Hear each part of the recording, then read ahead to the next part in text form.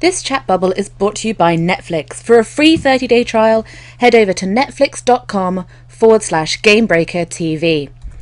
Now, my name is OIivia Grace, and in this chat bubble today, we're kind of leading on from a recent chat bubble in which we discussed whether your character's gender matching your identified gender is important or not.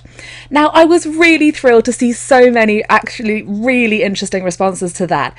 And a lot of people brought up a very similar point, which is also something that is very interesting to me. So I thought we'd talk about that today. And that thing is your character an extension of you? How do you identify with your character in game?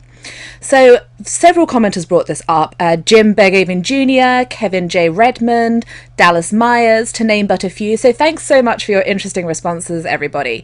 So I guess the way I see it, there are three options. Now, this is just the way I see it. So if you consider there to be more different options or things that I've missed, do of course let me know. So what I see is that either your character is an extension of yourself, a separate entity but still a character, or just a tool to experience the content or the world. So if your character is an extension of yourself, to me anyhow, this is all highly subjective, it would be exemplified by the fact that you feel like your character is you. You want to put something of yourself into your character. And I think that particularly for me, there's an element of this certainly in World of Warcraft, where I certainly put a lot of myself into my main character. I've actually changed mains a few times over the years. Being a PvPer, it often happens, so it's not always possible to do that. But my first character, who was a protection paladin, definitely has a lot of me in her. I did my best to make her look similar to me, so she had blonde hair and she had pale eyes, and she was a human, and like I'm one of those, and various other aspects. I even named her something similar to me. And then there's the elements also of just putting a little bit of yourself into characters. I talked a little bit about how I prefer my characters to be female, because that's my identified gender.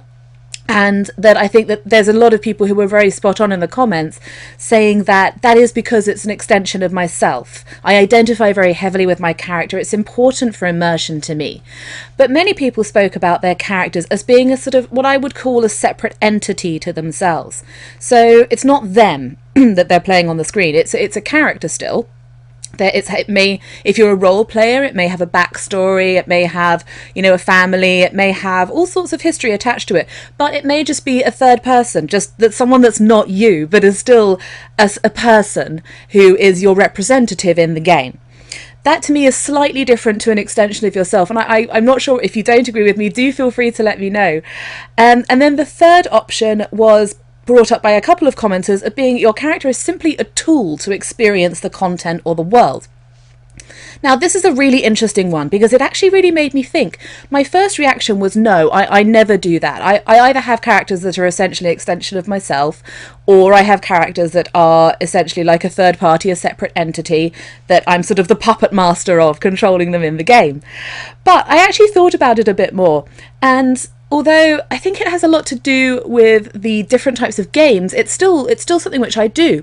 So in WoW, as I've mentioned, my characters are pretty much either extensions of myself or third-party separate entities. In Borderlands 2, they're very much the third-party separate entity for some reason. I can't really isolate why. Guild Wars 2... a different sort of crossover of the two. In games like The Walking Dead or L.A. Noire, any other game where you're playing a specific protagonist, then they really do just become a tool. I identify somewhat, particularly in games like The Walking Dead, where you're making quite moral decisions. That to me fleshes out the character as more of a third party than a pure tool just to view the content. But PlanetSide 2, where there's the faction selection, but there's no real racial selection. You've kind of got your genders and then your classes after that. But the basic character, I have no attachment to that character whatsoever. I named it, but I have, that's it. That's where the link stopped. So that character, and it's, congratulations, because I think about this stuff a lot, and congratulations on opening my eyes to a new angle on this. So that character in PlanetSide 2 is genuinely a tool. That's a tool through which you experience the content. Now, that's enough of me rabbiting on. I'm fascinated to see what you guys think. Is your character an extension of yourself? Is it a separate entity, like but still a character, like if you're role playing? Or some people said they play the game like they're playing a book. So that's a brilliant other way to explain it. Or is it simply a tool with which to experience the content or the world? And also, do different types of games change this for you? Are you more likely to become attached to your character for immersion in an MMO than you are in an FPS, for example? And I'm really excited to hear what you have to say, and please do leave a comment in the article below. And as always, keep it locked and dialed to Gamebreaker TV for all your gaming needs.